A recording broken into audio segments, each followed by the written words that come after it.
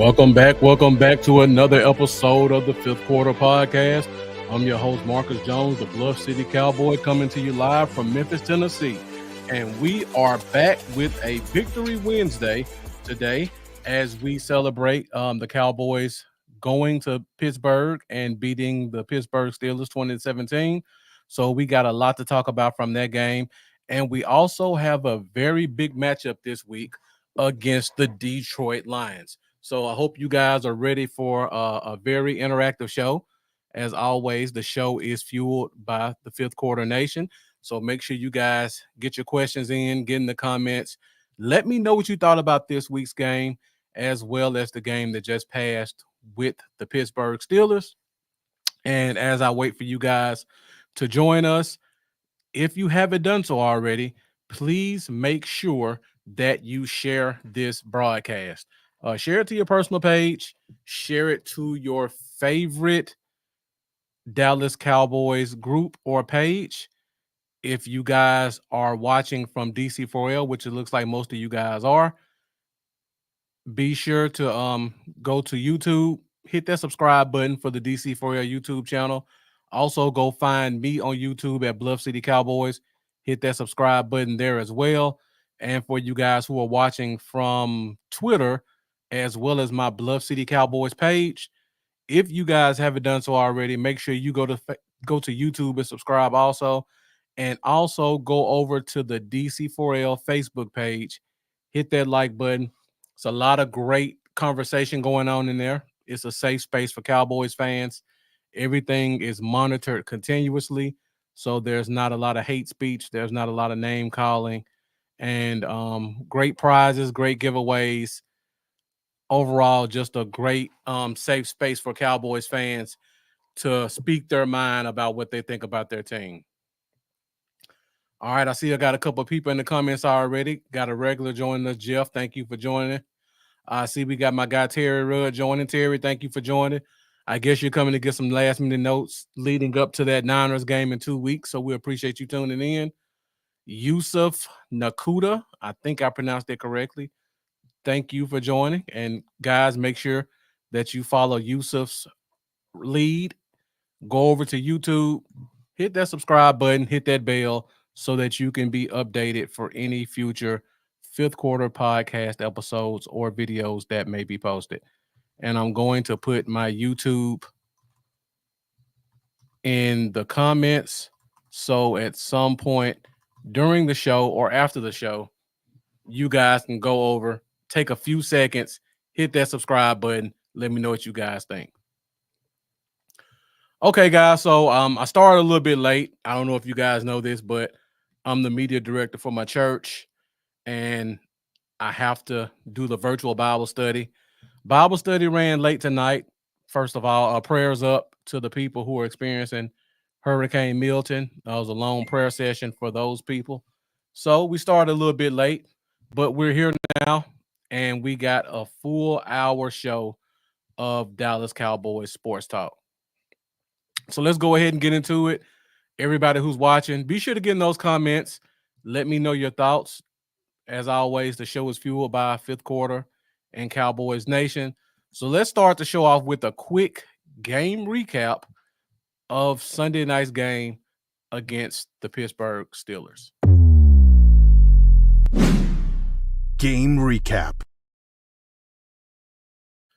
All right, guys. So as you know, the Cowboys had a very, in my opinion, tougher than it needed to be matchup against the Pittsburgh Steelers, but we were on the road, inclement weather, game delay. Normally, those things lead to problems for the away team because you're already traveling, you're out of your comfort zone, and now your schedule's thrown out of whack because you're in a visitor's locker room just sitting around for an hour or so. So we had to overcome a lot before the game, before we even touched the field. And despite that, and just like Terry Rudd said, also very hostile environment. If you guys have never gone to a Steelers game, it's probably one of the most intimidating stadiums in the NFL. And not in terms of violence or just pure hatred like the Eagles, but it's just a very dedicated fan base. So you always got to deal with stuff like that when you go to Pittsburgh. But despite all that, like Jeff said, Dallas had a good, hard fought win on Sunday. Made some mistakes early, but at the end, when it matters, the team came through and got the job done. Um, Looking at the all 22, I mean, honestly, they could not stop us offensively. We only stopped ourselves. I think we only punted one time during the entire game. Outside of that, Dak made a couple of mistakes. Now, I don't normally talk about Dak on the show, but gotta call a spade a spade. In my opinion, all 3 turnovers were directly on him. But he came back at the end, continued to lead the team down the field, scored a touchdown when it mattered, and we got out of there with a victory. It's pretty much all you can ask for. So let me just go ahead and go in and talk about a couple of offensive and defensive notes that I noticed from the game. We'll start with the offense first. So, like I said, the Lions could not stop us. Not the Lions. I'm already looking ahead. The Steelers could not stop us offensively. Going into this game, the defense only gave up 13 points a game. We could have easily had 30 points if not for 3 red zone turnovers. Every time we got the ball, we took it down the field. And a big part of that was, to me, it appeared that the receivers played with a lot more confidence. I know the fan base was kind of upset to see Brandon Cooks get unexpectedly put on IR. But like Terry said, Jalen Tolbert earned that number 2 spot. He stepped up when it mattered, made some big plays, beat one-on-one coverage, made a very clutch 4th and goal catch. And to be honest, those were catches that in years past, nobody would have come up with. And Jalen Tolbert just continued to step up. Also, like Jeff said, show great character to come back from those, talking about Dak, those 3 turnovers. Those picks were definitely inexcusable, Jeff. And they were in the red zone, so that makes them even worse. Also, it looks like, if you guys have been following the show, I've been talking about this since June. If Rico Dowdle is given 12 to 15 carries, he's going to show you that he is not a star running back, not even a starter running back, but he can be a competent running back. Rico Dowdle in this game definitely proved, if you give him more carries, he can be effective with them. He made a clutch catch out of the backfield, so he showed his versatility, being able to run as well as being able to catch. So he got a touchdown receiving. He had a mistake with the fumble, so we can't sugarcoat it. But outside of that fumble, he had a very solid game. I mean, he's consistently averaged 4.3 to 4.5 yards per carry in every game this year, except for game 1. So you can't take away the fact that when Rico gets the ball, he is effective when he gets an opportunity. And he had 20 carries, 87 yards, 4.3 yards a carry, and 2 catches for a touchdown. I mean, you can't get any better than that from any starting running back in the NFL outside of 2 or 3 elite guys. Another big part of Rico Dowdle's performance, the line, surprisingly to some people, played better without rookie Jalen Guyton on the left side.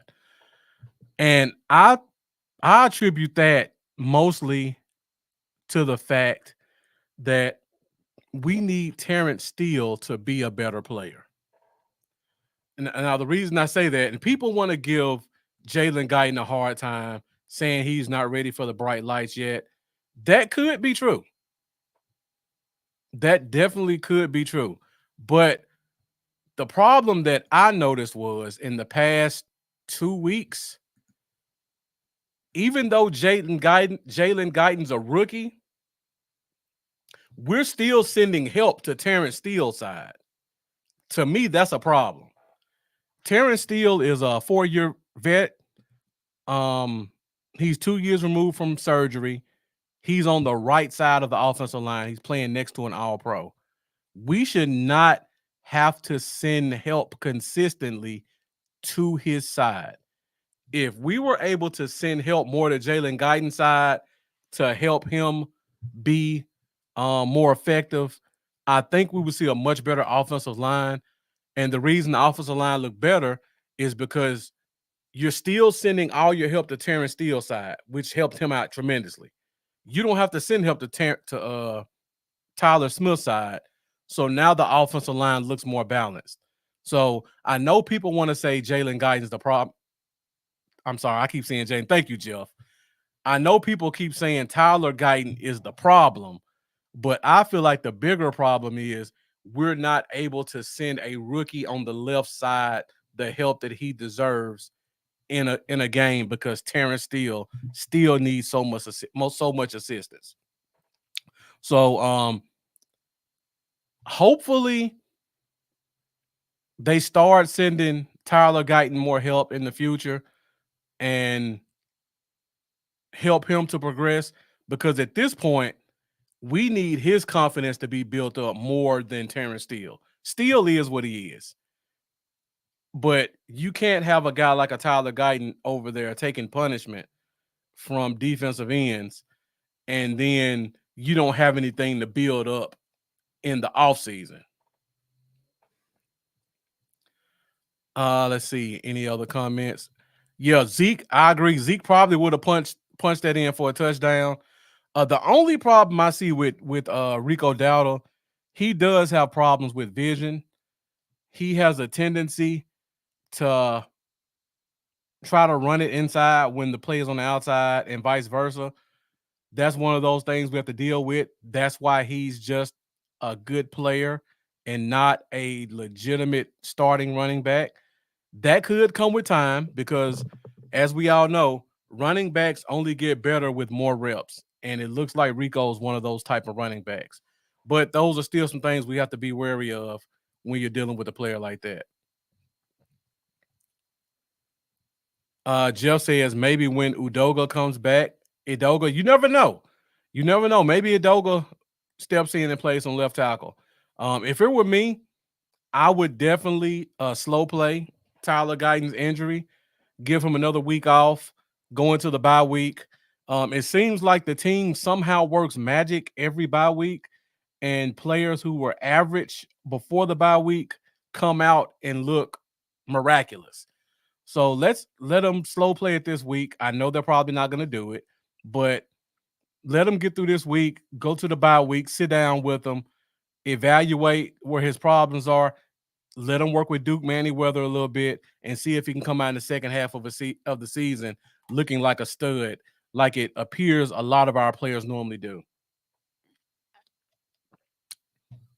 All right, let's go to the defense for a second, and we'll talk about some of the notes that I have on that side of the ball. On the defensive side of the ball, pretty straightforward. We were missing, going into the game, we were missing our 2 starting defensive ends. We were missing our number 2, number 3 cornerback. And then in the first quarter, we lost our second-round pick at defensive end. So we came into the game depleted, and by the end of the first quarter, we were decimated. Despite all that, the front 7 played with a lot of heart in the trenches. A lot of people were giving Linval Joseph a lot of flack weeks 3 and 4, or 2 and 3. And you guys remember me coming on the show saying Linval Joseph was doing his job. It was that the other defensive tackles were getting beat. Well, it looks like Mozzie Smith has started to step up a little bit, And when you have your two defensive tackles playing above average, you see the difference in how they stop the run game. And Pittsburgh was a very good team against the run. You also notice when our two edges are out that the two backups and Carl Lawson and Chauncey Golston, when they come in, they're not. And Jeff, you said it right before I could say it.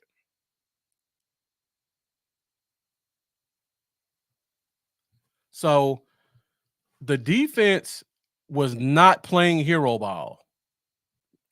And Lee Harrison, thank you for joining us. And Mendoza, thank you for tuning in also.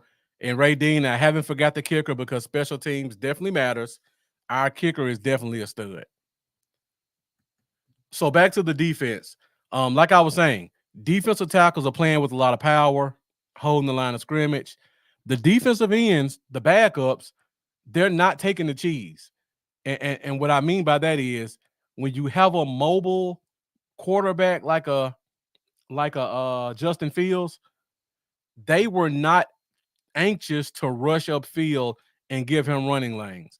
Now, we didn't get any sacks this game, but when you're dealing with a quarterback like Justin Fields, not getting sacks is not an issue because he's more dangerous with his legs than with his arm. So the fact that you're playing contain, keeping him in the pocket, and making him win the game with his arm is the exact strategy that you want. A sack would have been great, but I would rather not get a sack and make him make a tough throw on third down than try to come after him. He break contain, and then he's running downfield for 20, 30 yards. So kudos to our ends and our defensive tackles this game. I also want to throw it out there. I didn't have this in my notes because I try to limit it to 3. Our number 4 corner, and I'm not going to try to pronounce his name, he looks like a player. Now, I don't know what kind of magic fairy dust Al Harris is sprinkling on these cornerbacks, but that dude was balling. He played a lot against George Pickens. George Pickens was just as ineffective against him as he was against Trayvon Diggs. I thought Calvin Austin with his speed will make a difference in this game. He was able to run with Calvin Austin and use his length to kind of harass him. So we have another potential, very talented player on our practice squad. Now, he probably won't get called up a third time. So hopefully they can stash him and keep him there for another year or so. But if not, the key is definitely something. And just kudos to our secondary coach, our defensive coordinators on the job they're doing with the corners, because I thought that the corner we got from Minnesota, Andrew Booth, would come in and help be a difference maker. He's completely disappointed me. And just like Jeff said, Jordan Lewis also. Like Jordan Lewis, people don't want to give him the respect he deserves. Jordan Lewis is a top 5 nickel corner in the NFL. At worst, top 10, but definitely I think top 5. These guys are playing out of their minds right now in terms of the way they're able to cover these receivers. And one last note, we could talk for 20 minutes about DeMarvion Overshown. The kid's fantastic. I got to give a shout out to Maris Leofow, because when you watch some of the plays that he makes, if Overshown is a 10, Leofow's like an 8.5. It's going to be scary if Leofow takes the step that Overshown took, because he's like half a second away from processing stuff and just blowing plays up. There were a couple of plays he made where he was trying to make a tackle. He was able to get a hand on the running back's leg and kind of slow him down.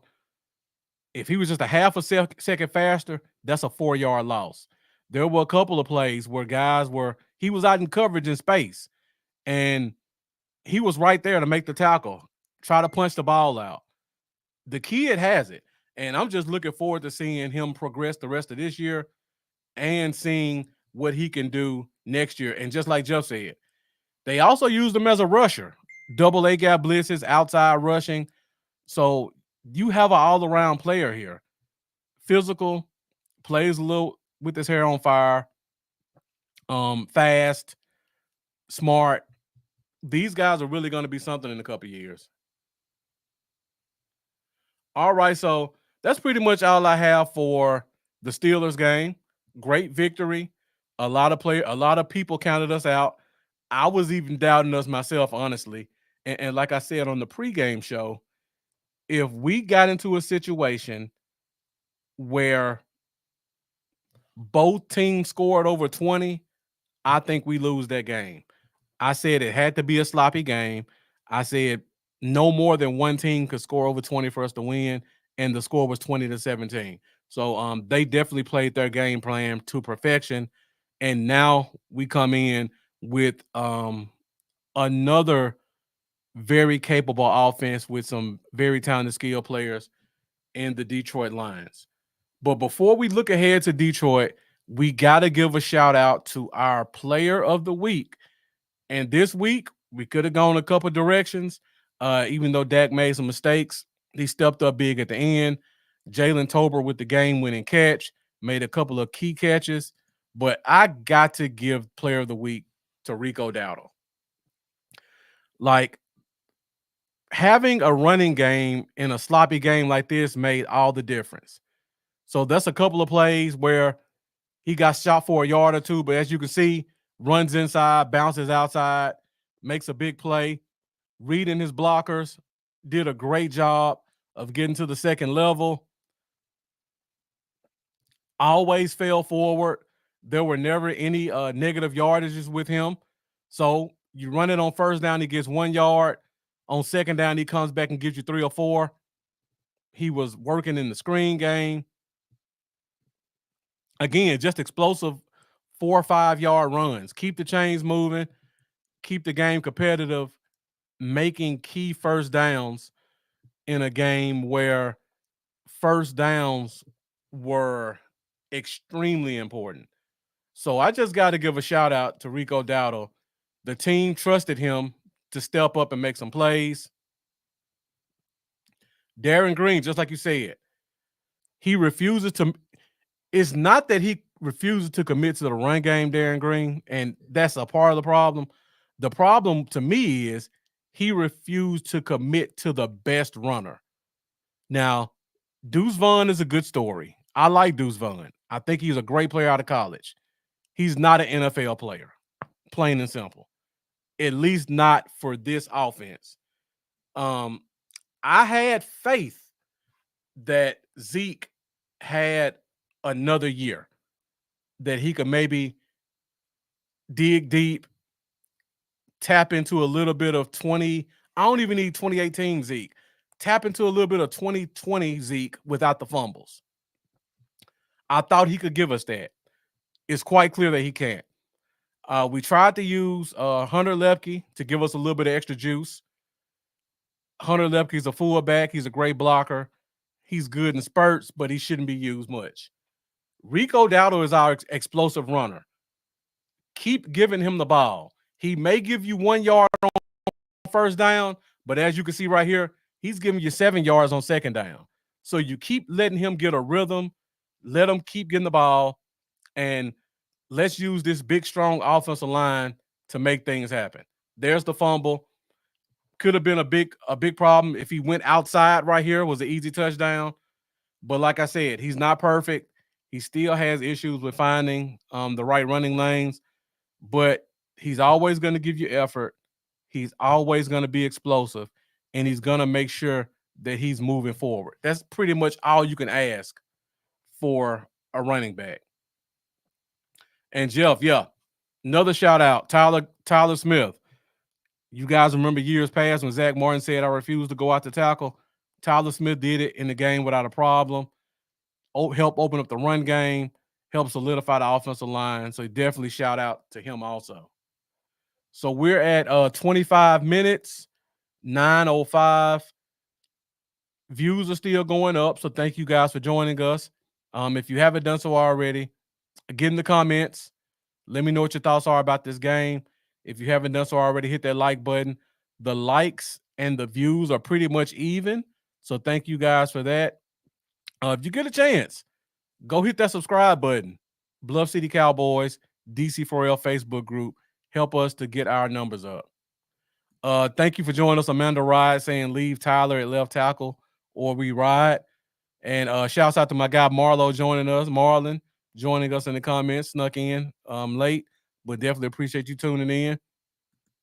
And you came right on time because now we're about to go into the matchup against the Detroit Lions. I'm missing my tail of the tape, so I can't give you guys the scoring offense, scoring defense. So we're just going to go right into it and talk about some of the key matchups to look for in this week's game. Key matchups.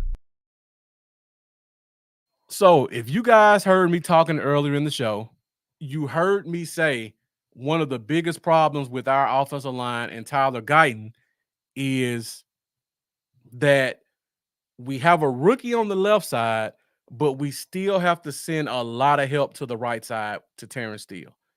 So Terrence Steele, once again, does not get done any favors.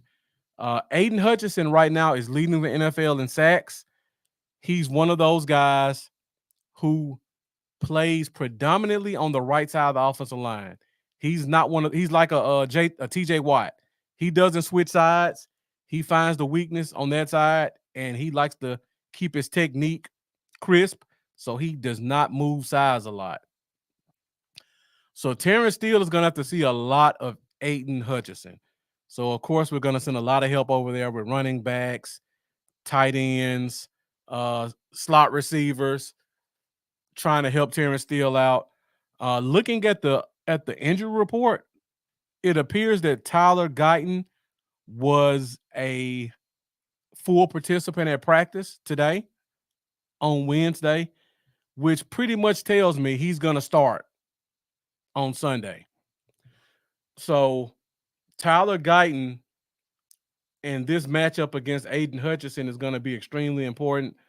Hopefully he can hold up a little bit better so that we could possibly send some help to Tyler Guyton's side.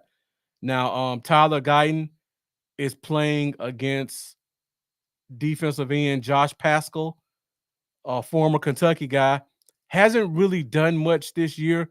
So I feel like based off of that matchup, Tyler Guyton should be able to perform pretty well on his own. This will be his first week where he doesn't have to face a major pass rusher, because the kid from Pittsburgh, even though he's not a household name, and I forgot his name right now, he's still a very good veteran pass rusher. Zach Paschal is another young guy, kind of like a Tyler Guyton. So hopefully Guyton won't need as much help this week. So hopefully Terrence Steele and the list of players helping him out can help keep Aiden Hutchinson at bay. All right, so Marlon asked the question. He made the comment, got to hit CD early and often on quick routes. That takes us to our next key matchup, and that is CeeDee Lamb versus Carlton Davis. Now, this key matchup goes all the way back to the Tampa days, back when Tampa was one of those teams that we couldn't beat. Carlton Davis was one of those corners on the team. He's always been a traveler, so he's going to follow CD in the slot, on the outside. Wherever CD goes, Carlton Davis is going to follow him. He's 6'1", 210, so he's a big physical corner, fairly athletic. So he likes to try to press as much as he can, and he's one of those harassing type corners. So CD is definitely gonna have his hands full this week. The good thing about this is the Lions like to play heavy cover one, sneak in a little bit of zone here and there, but they're a heavy cover one team. They just let their safety Kirby Joseph roam the secondary. So CeeDee Lamb is gonna definitely have some opportunities in the slot against Carlton Davis. And Jeff is already calling him barbecue chicken. I don't say I disagree, Jeff, but I think it's going to be a very good matchup based off of Carlton Davis And like you said, he's a Cortland Finnegan type of guy. So he's a pestering corner.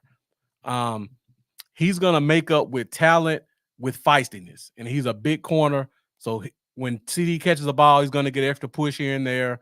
If he drops a ball, he's probably gonna get an arm slap or uh, um, a snide remark made or some hand gesture or something just to kind of get under CD's skin. So just one of those matchups where it's more than just when the ball is getting thrown.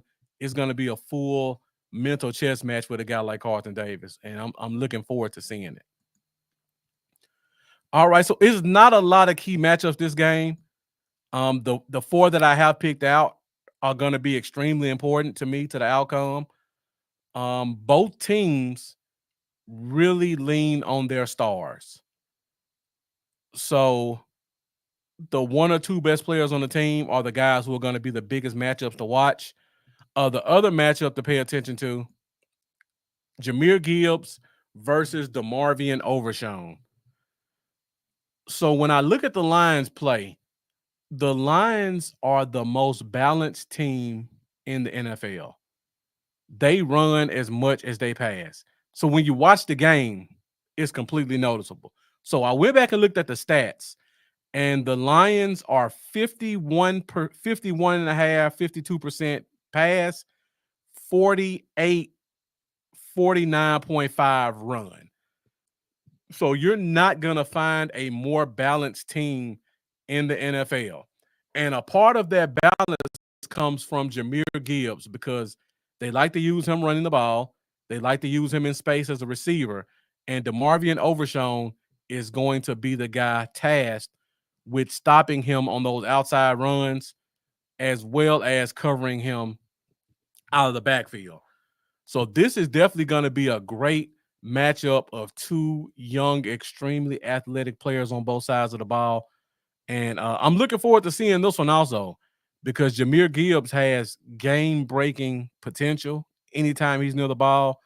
And DeMarvion Overshown, in my opinion, is on his way towards being, at worst, a Pro Bowl linebacker in the NFL, either this year or next year.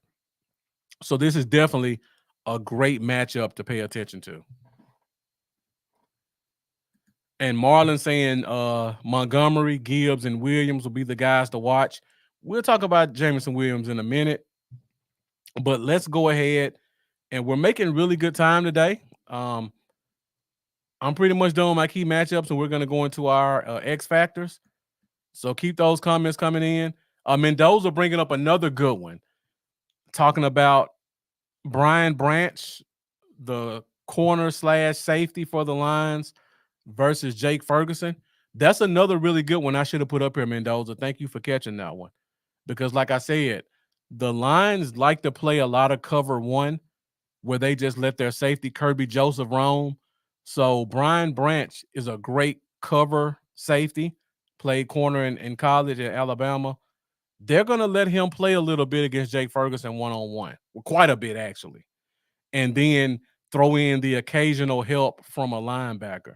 So that's definitely a great matchup to pay attention to, Mendoza. Thanks for pointing that one out. All right, so we talked about our offense, our defense.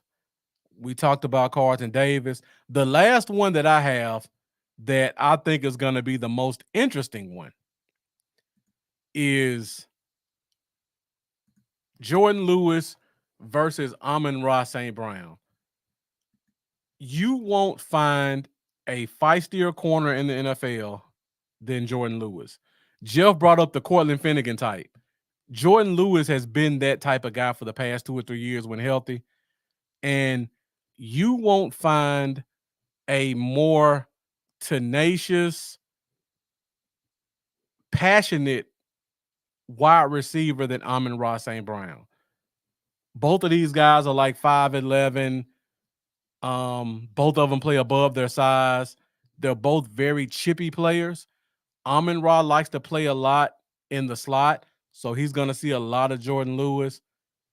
I think this is going to be a good matchup to pay attention to, not just when the ball is caught, but if the ball is away from their side or after a play is over. because we got a glimpse of it last week with Jordan Lewis and Calvin Austin, who's another chippy player with a little man complex. You're going to see that a whole lot more between these two because Amon-Ra doesn't step down from anybody, and neither does Jordan Lewis. Jeff, yeah, a lot of attitude between those two.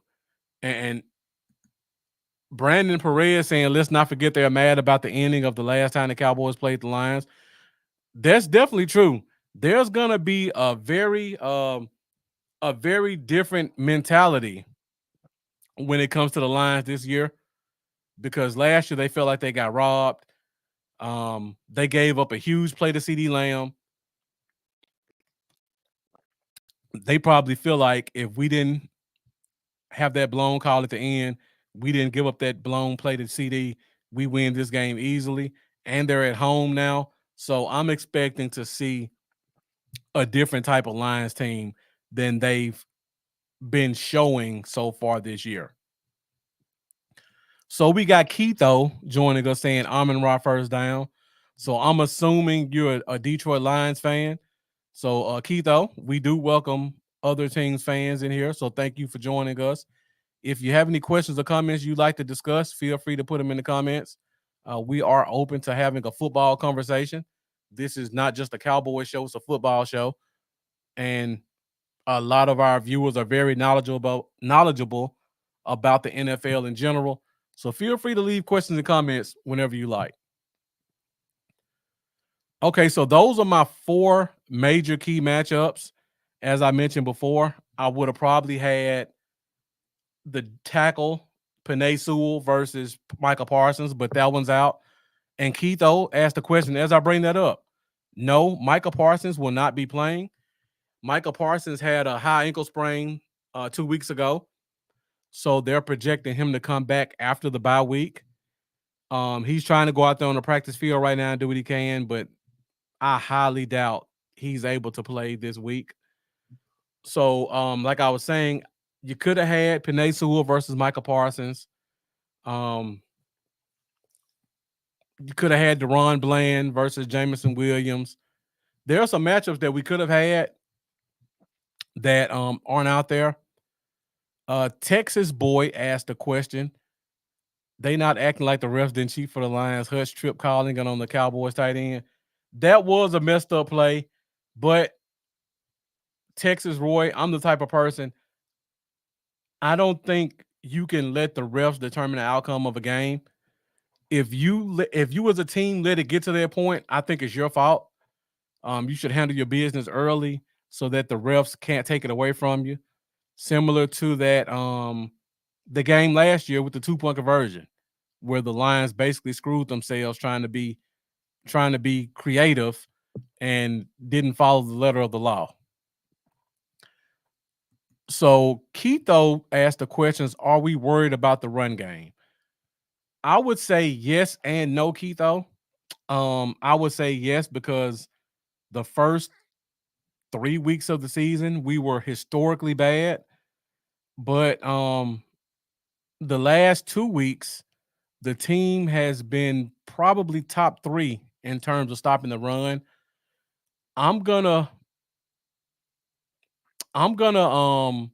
give credit to 3 reasons why I think the run game is getting better.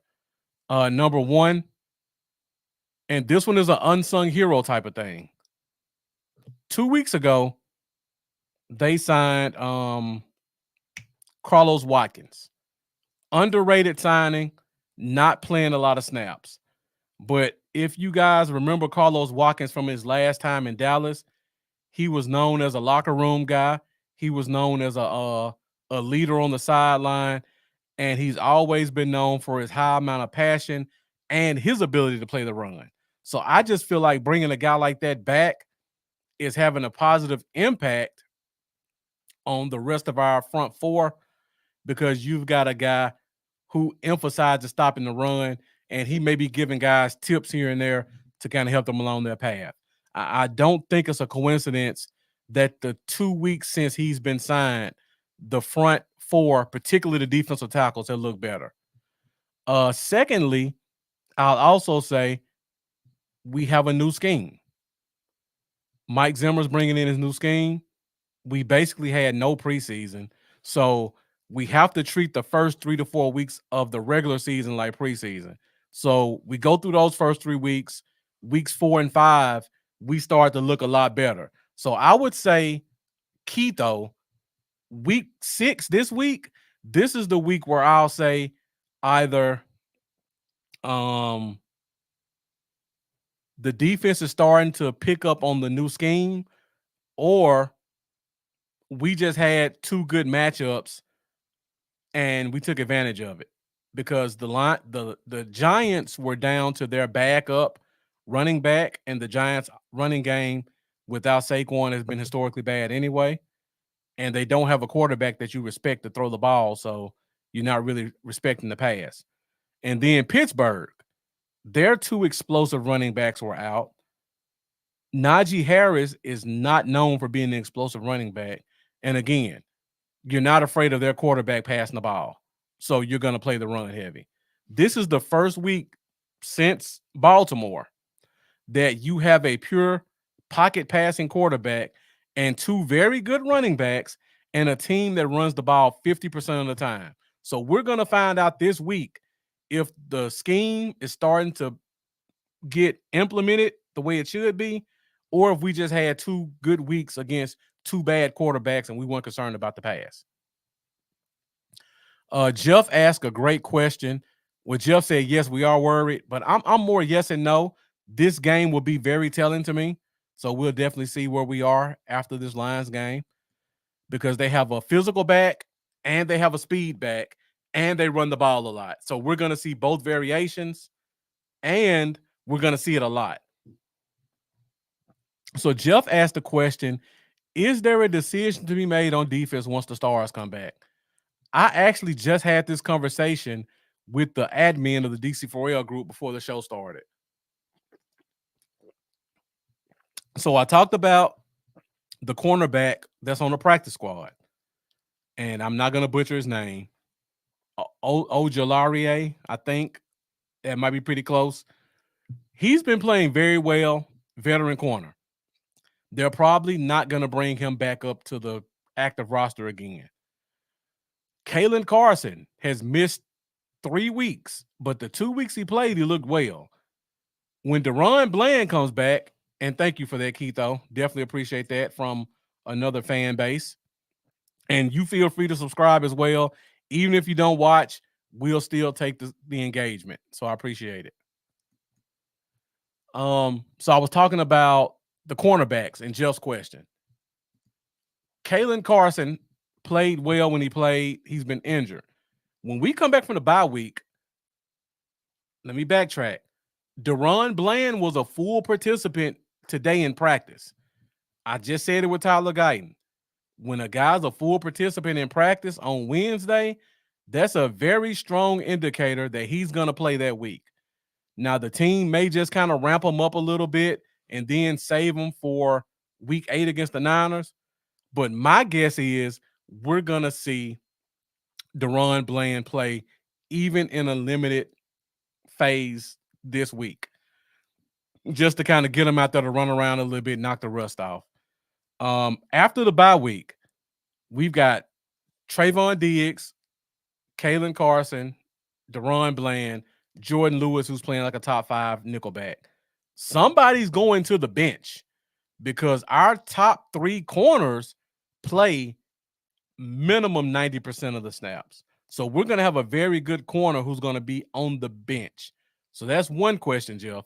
The other one is, after this week, I think we're going to know what Carl Lawson and Chauncey Golston are.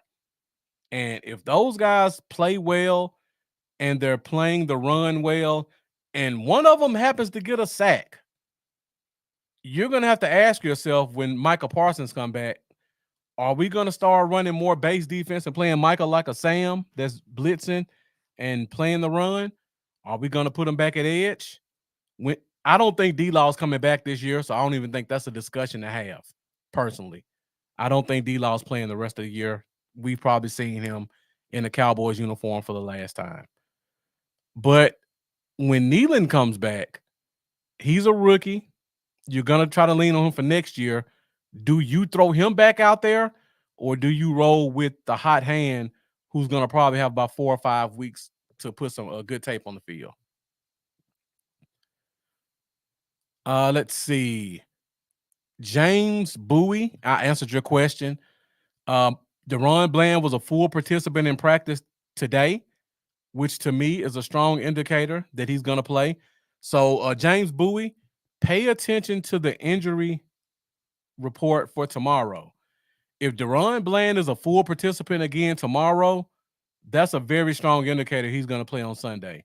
If he's limited, I think it's still an indicator.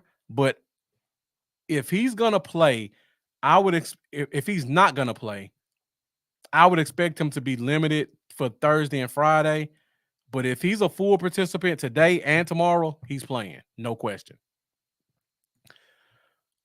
Jeff says, I hate Parsons at edge. You know what? Preaching to the choir, Jeff. And let me make this comment since you bring that up. Because I've said this and everybody else says this. Everybody always says, well, why do we keep Micah Parsons at end? You let offenses key off on him based on where he is. And I've said that also. But then I look at TJ Watt. TJ Watt doesn't move at all. He plays in one spot and he plays 95% of the snaps. And he's never had a problem with performance. And Micah is probably the same size, if not bigger than TJ Watt. So if Micah's supposed to be the great edge that we think he is, and TJ Watt is in one spot every game, in and out, how is it that he can be effective and Micah can't? That's the question I asked myself after watching that Steelers game. I still don't think we should play him at edge because I agree with you, Jeff. I'm still one of those people. But I look at a guy like TJ Watt and it makes me question it. Just something to think about. I'm with you, but the TJ Watt thing is a very interesting thing to think about. And Justin Robinson, one of our sponsors for the show with 951 Sports, is joining us in the comments today. He says he's going to have something special for us next week. We're going to have a special bye-week show. So, Justin, you came right on time. We're going to have a special bye-week show next week. We're probably going to have Amanda Foster join us again. We'll probably have another guest joining us, and we'll be taking a look at how the team has looked so far, and we'll be projecting how we think the team and certain players will look for the rest of the year. So make sure you join us for that show. I'll probably bring that up again at the end of the show. But thank you, Justin Robinson, for all you do for the Fifth Quarter Podcast. Gary Heath asked the question, do we have another receiver? We did sign a receiver this week, or today, actually, yesterday. He's on the practice squad. His name is Seth Williams. He's a freak athlete out of Auburn, 6'2", 210, 4.3 speed, just a pure big vertical X receiver. I don't think we're going to see him play this week. Probably won't see him play this year, to be honest. But he is on the team. He is on the active roster. I think you probably see Jalen Brooks more than Seth Williams. But we definitely have a guy on the practice squad right now. Marlon saying Watt is not human. People say the same thing about Micah. From an athletic traits standpoint, Marlon, Micah has TJ Watt beaten every category. But TJ Watt is just special. So I don't know. Jeff asked the question, would love to why we didn't sign Mims. I had the same question also. I think it has to be attitude, Jeff. I think Mims, after he left the Jets, I think he just had a bad attitude. He's bounced around way too much for his talent level and his attributes. 6'3", legit 4.3 speed, probably one of the best three-cone drills of all time, which means he has great feet. Was amazing in college at Oklahoma. So the traits are there. He's just not touching the field. He's not on anybody's roster. It's surprising to me. Okay, so we talked about all of our key matchups. Let's go ahead and touch into some of our X factors. We're at 51 minutes, 9:31. Guys, give me 15 more minutes and we'll be out of here. Thank you guys. The views are still going up. Got a lot of people joining us from X tonight. So for you X viewers, thank you for joining us tonight. If you get a chance on X, a lot of you guys are watching from my Bluff City Cowboys page. After the show airs, go hit that link, hit that YouTube button, hit the YouTube link, subscribe to my channel, hit that bell. I greatly appreciate it. And also, some of you X people, get in the comments because I haven't seen a comment from anyone on X yet. So let us know who you are. Let us know where you're watching from. And if you have any questions or comments about the game, let us know. Let's see. Jeff asked the question, speaking of receiver, why didn't we see Flournoy in the field except for special teams? Good question, Jeff. I talk about this all the time. Dallas, no matter, and I think this comes from the top, no matter what coaching staff we have, what people we have on the roster's personnel, we never go more than 4 deep at wide receiver. Ever. So even though Flournoy is active, we never go to our fourth. We barely go to our fourth receiver. We never go to our fifth receiver in a game.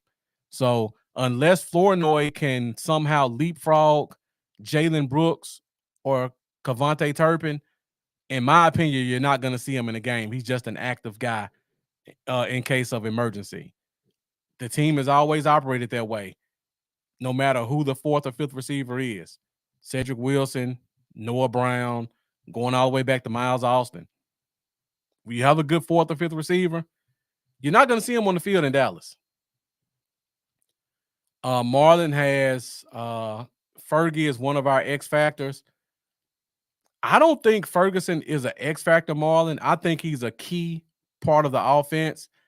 To me, X factors are guys who you don't expect to be key players of the game, or based off their attributes that they can make plays that are difference-making plays. I expect Ferguson to be a main part of our game plan. Great player, but in my definition, that's not an X factor guy. Let me give you one of my X factors. To me, this is the biggest X factor in this week's game. And that is head coach Dan Campbell. William Wiggins, thank you for joining us. Gary Heath, thank you for joining. You asked the question before we get started. Are we going to get Adams because he's a very good receiver? There's no chance we get Adams, Gary Heath. Adams is owed he's owed $42 million next year. And the Raiders have pretty much said they're not going to take on any of his salary to make the trade. So for those two reasons, Dallas is definitely out. The only way, and the reason the Adams trade hasn't happened yet, just to give you my opinion on outside the Cowboys,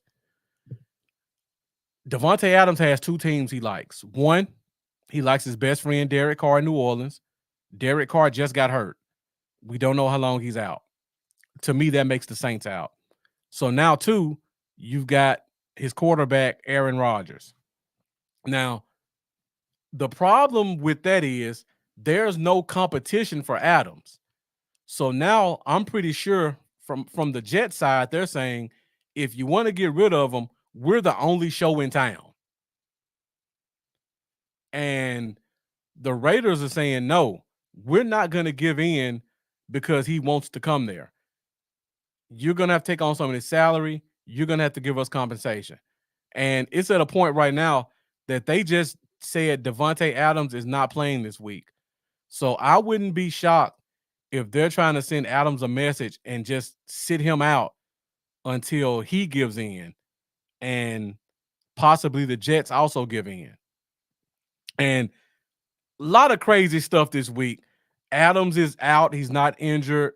The Jets fire their head coach, and they have to escort him out of the facility. Just a lot of strange stuff between the Jets and the Raiders. I think it's almost inevitable it happens. It just has to wait until the situation clears over. You took the words right out of my mouth, William Wiggins. Will he make a goofy move or not? I've been saying this for 5 years. You can find it on the old show. In my opinion, Dan Campbell, while the team has looked well under him, he's the worst coach in the NFL. He is horrible when it comes to situational football. He is horrible when it comes to play calling. And he hides it under the disguise of being a passionate coach, or I'm going to believe in my guys. That's not your job as the coach. Your job as the coach is to put the players in the best position to win. And I feel like Dan Campbell consistently does not do that.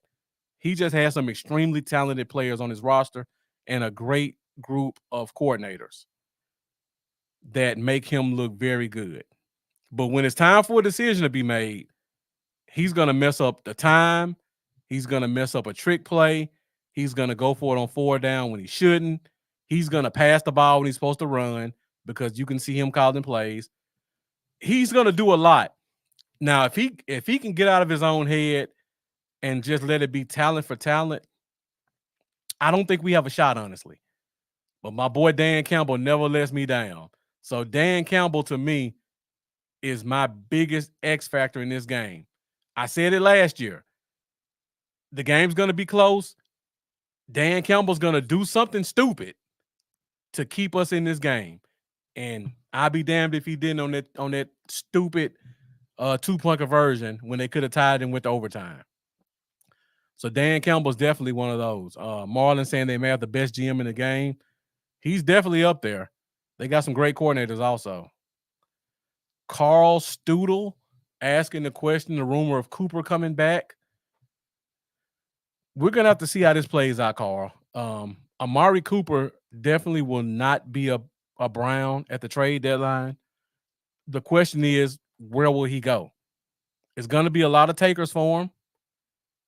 Will the Browns try to get him out of the AFC? If they do, they will put us at the top of the list, along with maybe the Saints or who else is another team? Maybe the Rams if one of their receivers doesn't come back. If he stays in the AFC, it's pretty much Chiefs or bust. Chiefs, Chargers or bust. So yeah, definitely got to pay attention to that. I think we're probably at the lower end of the list, though, Carl. All right, let's go to another X factor. Of course, Jameson Williams, super explosive wide receiver, started the year off on fire with 3 big games, has kind of cooled off the past 2 weeks, but the big playability is there. Kalen Carson and or Deron Bland should both be back this week. So he's going to have some very good cornerbacks on him. So it's going to be up to him to make some big plays against some very talented corners.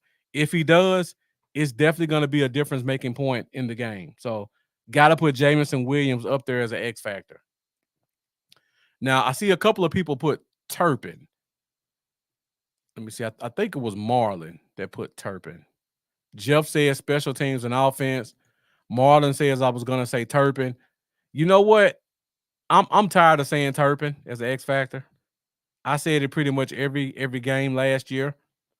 He definitely has the ability with his return game, but I could always put him as an X factor. I'm just honestly tired of doing it. Marlon saying I forget the number, but I think the GM joined Detroit's leading in draft Pro Bowlers. I may be wrong. I think Dallas is number 1 in Pro Bowlers still, Marlon. I think we're still number 1, but Detroit is definitely not far behind. They've done a great job of drafting the past 3 to 4 years. And one of those guys they did a really good job of drafting is safety Kirby Joseph. This kid coming out of Illinois, second round pick, kind of an afterthought in a very talented secondary at that point in time. And he's came into the league and stepped up and proven he's a top 5 safety in this league. He had 5 interceptions last year. He already has 2 interceptions this year. Like I mentioned earlier in the show, the team plays a lot of cover 1 man and zone where they just let the other corners and safeties cover the receivers. Kirby Joseph just roams free 15 yards back and just picks stuff off. So we got to stay away from this guy because this guy is capable of making a play at any time. One of the most underrated but talented safeties in the NFL right now. So definitely got to put him as an X factor. My last X factor. Now you guys put Turpin. I'm going to go a little different. I'm putting Jalen Tolbert. Had a great game last week. Like I said before, the Lions play a lot of cover 1. Their other 2 cornerbacks, in my opinion, aren't very good. They're both young players. One is Terrion Arnold, a young player out of Arkansas. The other one is Amik Robertson. Been in the league 2 or 3 years. Robertson's kind of like a 5'8", 5'9" guy. But like I said, Carl Davis is going to follow CeeDee Lamb in the slot. So when he does, 5'9", Amik Robertson is going to be out covering on the edge, and he's probably going to be in front of Jalen Tolbert. So I think Jalen Tolbert, yeah, I just said Jeff Terrion Arnold from Alabama, the other corner, young guy. So Jalen Tolbert is going to have some opportunities. The question is, will he be able to step up like he did last week and build on his confidence, or will we see more of what we've seen the past 2 years from our other receivers, and they shrink under pressure? The Detroit stadium is going to be loud, so that could be intimidating for a young guy. And like Jeff brought up earlier in the show, the Lions are coming in, and they're going to play tough, and they're going to play like they were disrespected last year, and they want to get their respect back. So it's definitely going to be a tough game for a guy like Jalen Tolbert, but he's going to have some opportunities to make some plays. All right, guys, so we're going to go to the last segment of the show. Thank you guys for continuing to stay with us. Views have still been going up throughout the show, so thank you guys for that. Also, those likes are now more than the views. So thank you guys for your social media engagement. Definitely appreciate that. Make sure you guys, after the show, continue that engagement. Go hit that subscribe button. Go hit that bell. Bluff City Cowboys. We're coming up to the last segment of the show, which is over under. And in this segment, we're going to talk about some of the key players on both sides of the field. And I'm going to give you guys a statistic, and you tell me whether or not you think that player goes over or under. Marlon says, I can't wait for this game. I'm expecting the shootout. I'm expecting the shootout also, Marlon, if we want to win it, because I think the Lions are going to come out red hot. And Jeff says, I feel better about the game since watching the show. I definitely appreciate that, Jeff. I'm glad I could help you. I'm glad that I could help you kind of get over any concerns you had about the game. The Lions, in my opinion, are a better team right now. I don't want to sugarcoat that. But we can take advantage of some of their weaknesses. And I think our quarterback's better than their quarterback. I just put it that way also. Even though they're both going to make mistakes, I think our quarterback's better. And Carl, I definitely appreciate those kind words. I try my best to put together a show where I give you guys real facts, real statistics. I don't want to just come on here for an hour and throw out buzzwords that get people talking positive or negative. I could just come out here and say Dak's name and shut my mic off and then let you guys go at it like some other people do.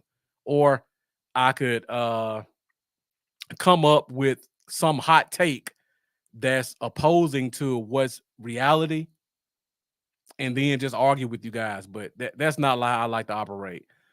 I like to have football conversations, and you guys never let me down with your football knowledge and what you guys bring to the show. You guys make it a lot easier for me to sit in front of a camera for an hour and talk about the Cowboys.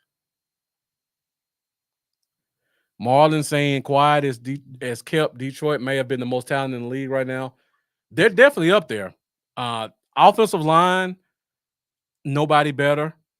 Backfield, in terms of 1-2 punch, nobody better. Tight end,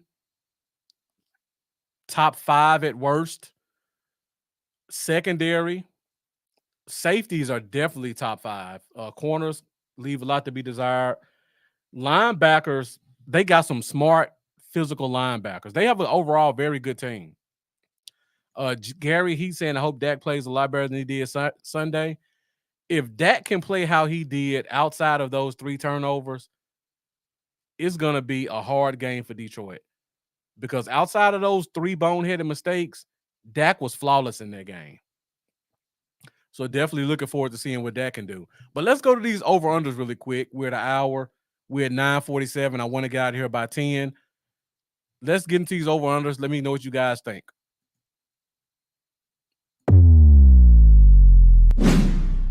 Over-under. All right, so I got 4 over-unders for you guys. I could go through a lot more of them, but I'm going to try to limit it to 4. The first one we talked about, Amon-Ra St. Brown against Jordan Lewis. Now, they've got Jamison Williams, and I mentioned we're probably going to have Deron Bland and Trayvon Diggs and Jordan Lewis, I think, for the first time on the field together, if I'm not mistaken. And if I'm wrong, somebody let me know. Because 2 years ago, when Deron Bland made his emergence, Jordan Lewis got injured for the rest of the year.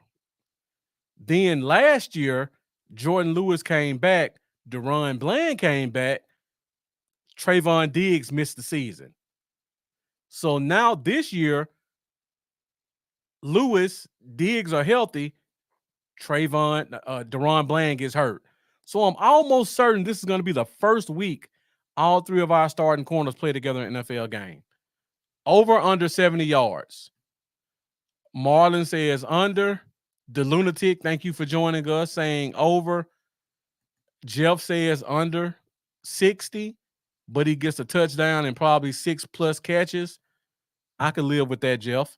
William Wiggins saying 84 yards, but I hope they shut him down. I don't think they can shut down a player this talented, and as much as the quarterback likes to throw it to him. Carl Studer saying under.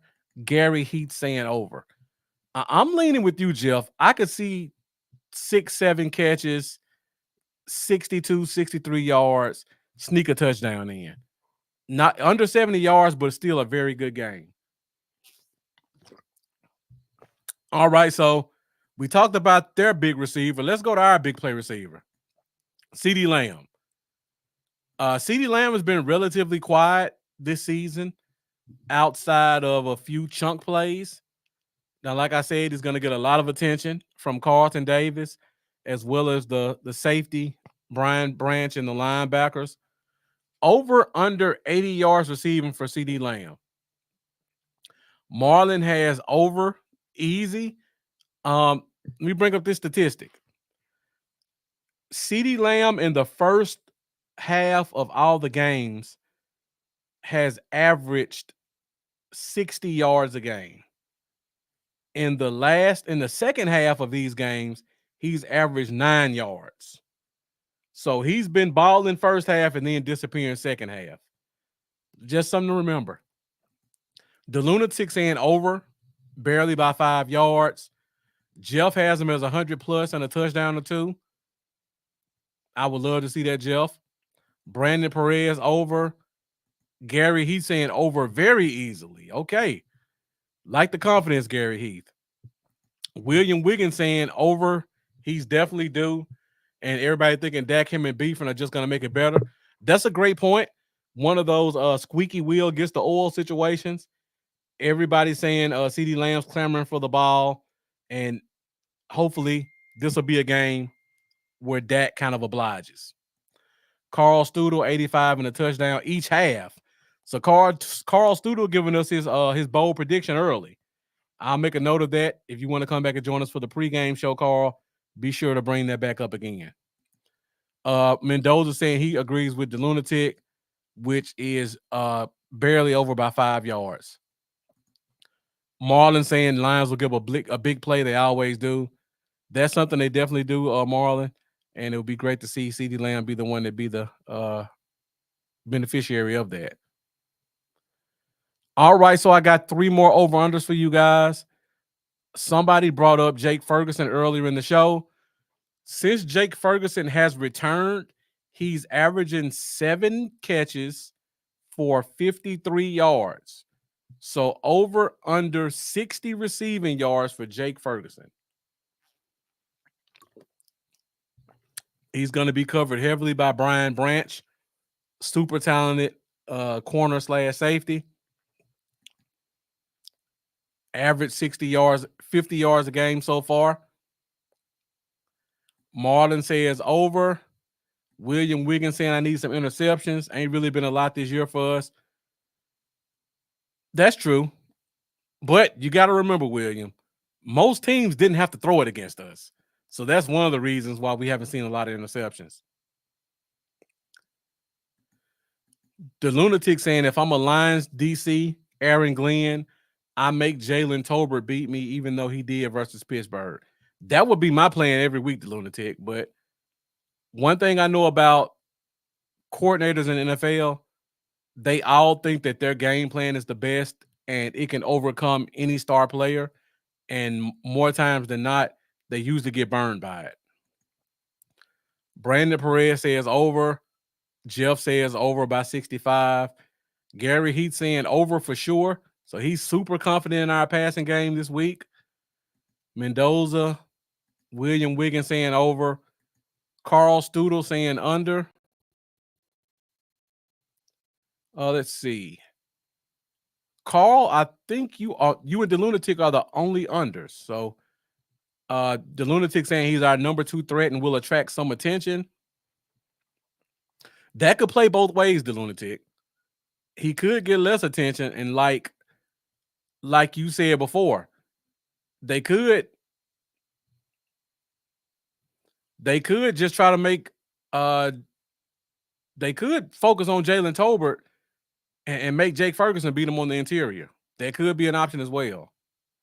Carl says he'll get his average about 53 yards. I could see that. All right, so we got 2 more over-unders. We talked about the running game and how this team is the only team that's 50-50 running and passing. And a big part of that is Jahmyr Gibbs. So Jahmyr Gibbs over under 100 total yards. That's rushing and receiving. Over under 100 total yards for Jahmyr Gibbs. Super explosive out of the backfield. He's their outside the box runner. Consistently known for making splash plays, catching the ball for 2 yards and turning it into 20. So over under Jahmyr Gibbs, 100 yards total. Marlon saying Gibbs may go nuclear. So another bold prediction from Marlon. Sounds like if you guys, according to Marlon, if you guys have Jahmyr Gibbs, he's a must start this week. Carl Studel saying under. William Wiggins over. The lunatic saying he'll probably get that on outside runs. So he has him at over. I'm curious for you guys saying over. Do you think he has more rushing yards or receiving yards? Just curious. Jeff says under for Gibbs. Money is the one we need to be worried about. Jeff, we have this conversation all the time. Coaches love certain players no matter where the other guys are drafted at or how athletic they are. And Montgomery is one of those guys who has the coaching staff's eye, and he's definitely always going to get the opportunities. So you definitely got to worry about having a physical between the tackles runner.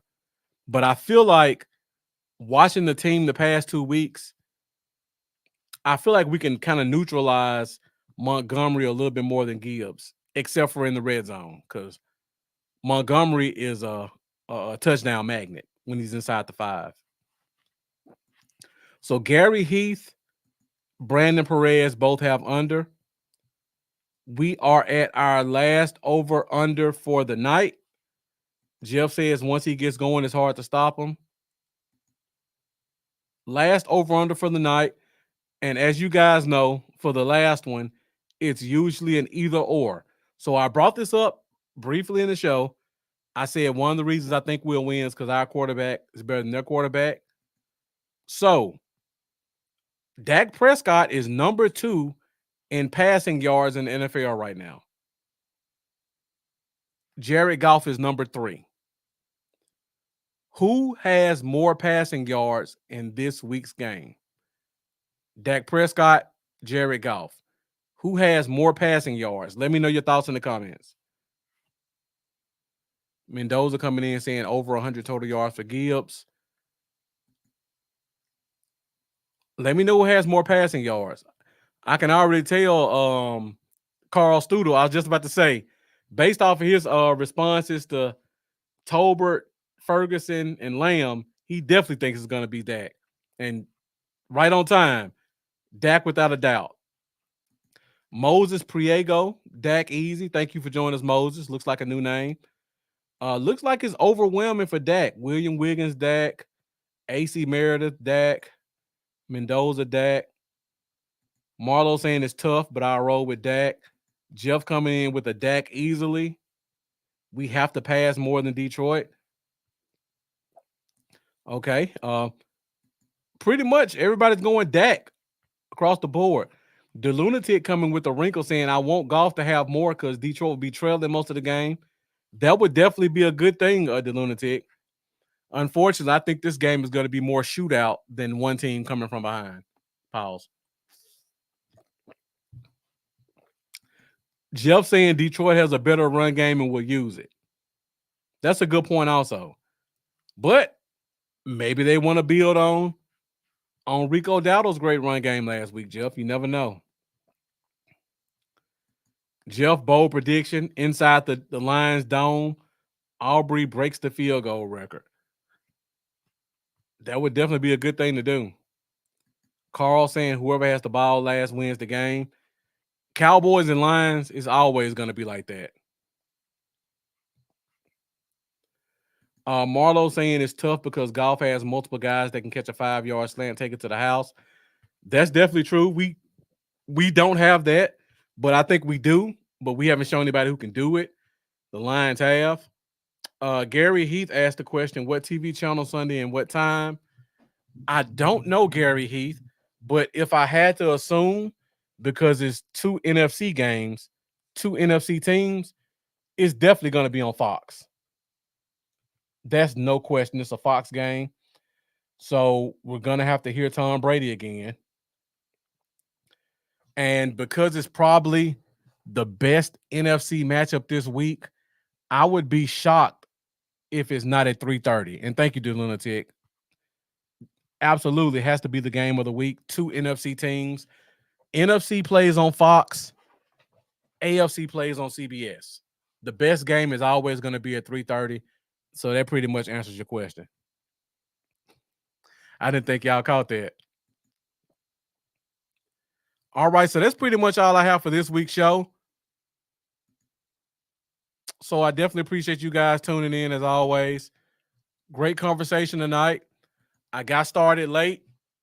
I was a little bit tired from long day, but you guys, as always, you energize me. Great questions, great comments. You guys always bring it for the 5th quarter, so I definitely appreciate that.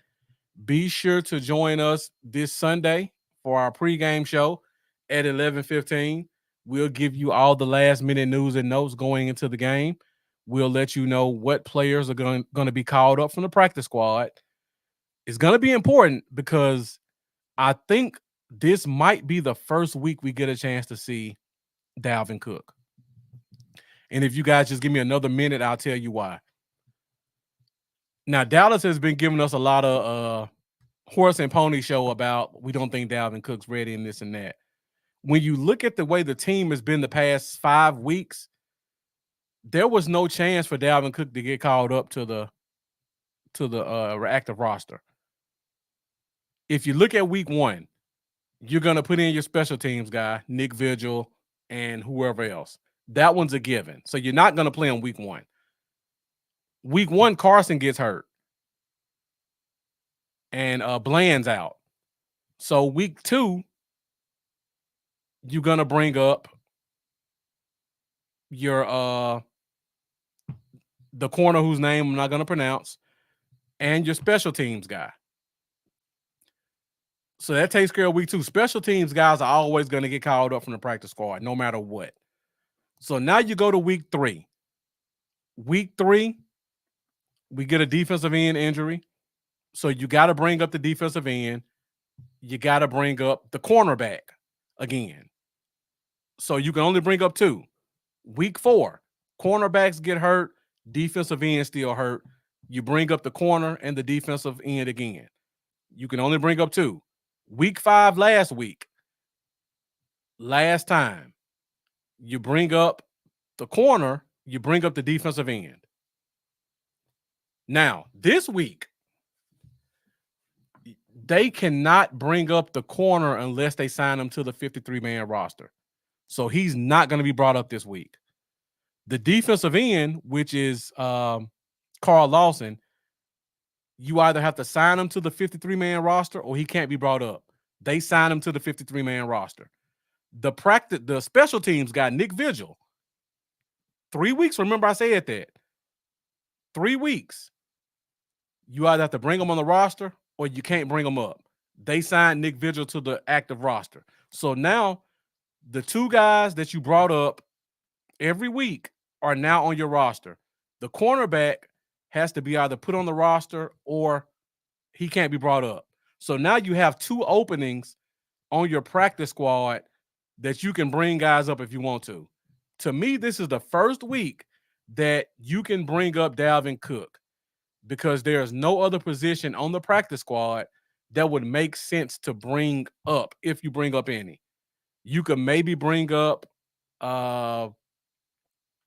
I think the defensive end signed to the roster, KJ Henry. So they could possibly bring the corner up one more time, but with Bland and Carson both practicing, I doubt it. So I think this is the week we see Dalvin Cook because they have no other players that they need to bring up from the practice squad. So definitely look for Dalvin Cook to be coming up this week from the practice squad. All right. So thank you, Brandon Perez. Appreciate that. The Lunatic asked a quick question. More passing yards in first half or Cowboys rushing yards total game? I would probably say this is going to be a heavy passing game. So I probably go more passing yards. Great question. The Lunatic, another question. Bland expected to play 20 to 25 players or go full. I talked about this earlier in the show, the Lunatic. If he practices in full tomorrow, I expect him to be a full go on Sunday. If they go limited to try to slow play him, then I would probably suspect that it's a snap count. But if Carson goes full all week, I think it's almost certainly going to be a snap count. So pay close attention to the practice reports for tomorrow. They're going to be very telling in terms of our secondary. So join us this Sunday for the pregame show. We're going to give you last-minute news and notes on the injury report, who's called up from the practice squad. We're going to talk about our keys to victory, our game predictions. I'm going to give you guys a chance to give some of your bold predictions, and then I'm going to give you some fantasy favorites going into the full slate of NFL games. And then also be sure to join us this Wednesday, 8:30 Central Standard Time, for our bye-week special of the Fifth Quarter Podcast. Justin Robertson with 951 Sports has already said he's going to probably give us a jersey to give away. So make sure you guys join just for that if you're a Cowboys fan. Amanda's going to be joining us also, and you know she likes to give away prizes as well. So Amanda will be a guest. We'll probably have a third guest on the show, and we'll talk a little bit about what we've seen so far in the first 6 weeks of the season and what we expect for the rest of the year. So it should be a great show this Wednesday. We'll also hopefully have another Victory Wednesday as we go into a bye week with the win against the Detroit Lions. So make sure you join us for all of that this Wednesday, 8:30 Central Standard Time on the Fifth Quarter Podcast. Thank you guys for joining as always. Definitely appreciate your support. You guys have brought it as always. If you haven't done so already, my link is in the comments. Hit that link, hit that subscribe button. Help me on my path to 1,000. Thank you guys for watching. I will see you on Sunday. And as always, let's go Cowboys. You guys have a good week. Thoughts and prayers to everybody in Florida as they deal with Hurricane Milton.